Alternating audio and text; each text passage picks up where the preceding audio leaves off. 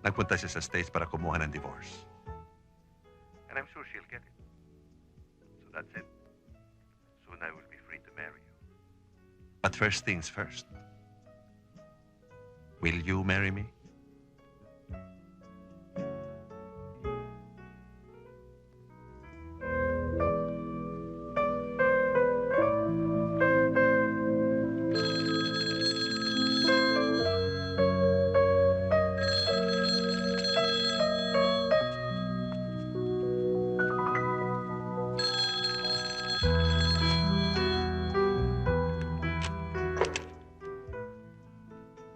Hello?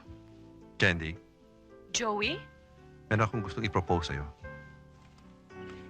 Oh? Malaking kontrata ba yan? Magpa-participate ba tayo sa government bidding? No. It's much bigger than that.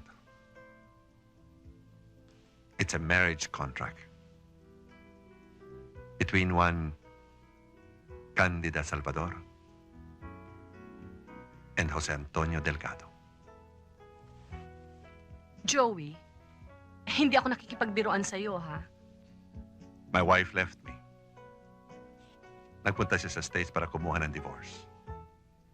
And I'm sure she'll get it. So that's it. Soon I will be free to marry you. But first things first. Will you marry me?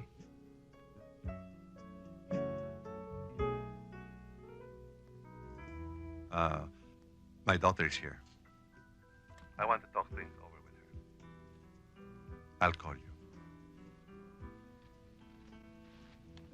19 years of marriage, Dad. Basta ganun na lang. I've been wanting to talk to you about this a long time now. Mabutit narinig mo. Hindi ko binalak ilihim sa'yo. After all, you are my daughter. You have a right to know. Hindi na kailangan, Dad. Matagal ko na alam. Ang hindi ko lang matanggap ay ang pinagpalit mo ang pamilya mo sa babae mo. Connie! Connie? Iha! Connie, wait! Listen to me. I have a right to lead my own life too, you know. What about me? What about my life? I'm only 16. But the way both of you have been living your separate lives, para bang I don't exist. I just wish I were dead. Iha.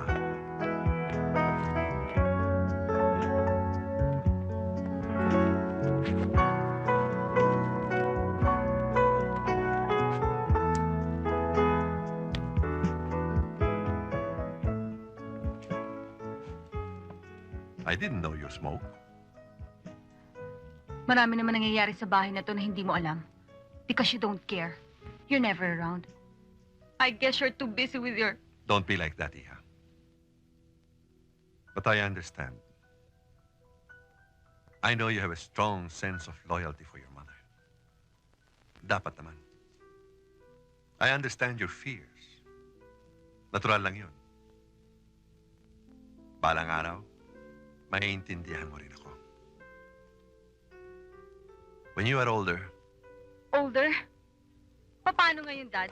Samantalang bata pa ako, anong gusto mong gawin ko?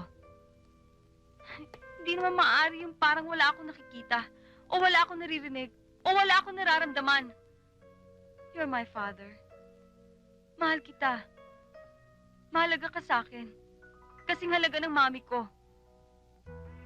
Pero ayoko mabuhay ng katulad ng buhay ninyo. Gusto ko yung buhay na may direksyon.